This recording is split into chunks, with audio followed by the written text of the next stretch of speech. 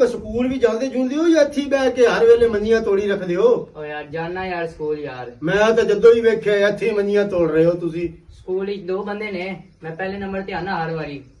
ਅੱਛਾ, ਵਾਹ ਬਾਈ ਵਾਹ। ਔਰ ਮੈਂ ਤੈਨੂੰ ਦੱਸਦਾ ਪੜ੍ਹਾਈ ਕੀ ਚੀਜ਼ ਹੁੰਦੀ। ਉਹ ਮੇਰਾ ਭਰਾ ਆ ਰਿਹਾ, ਤੈਨੂੰ ਦੱਸਦਾ। ਓਏ ਉਰੇ ਆ। जी भाई। ਓਏ ਇਹਨਾਂ ਨੂੰ ਜ਼ਰਾ ਗਿਣਤੀ ਸੁਣਾ। अच्छा जी सुना देना। 1 2 3 4 ਵੇਦੇ ਪਿਓ ਚੱਲ ਚੱਲ ਸ਼ਾਬਾਸ਼, ਅੱਗੇ ਸੁਣਾ 5 6 7 8 ਸ਼ਾਬਾਸ਼ ਅੱਗੇ ਸੁਣਾ 9 ਤੇ 10।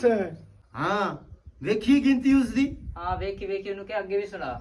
ਤੇ ਅੱਗੇ ਵੀ ਸੁਣਾ ਦਿੰਦਾ। ਇਹ ਕਿਹੜੀ ਗੱਲ ਏ? ਤੇ ਸੁਣਾਏ ਨਾ। ਹਾਂ ਬਈ ਅੱਗੇ ਵੀ ਸੁਣਾ।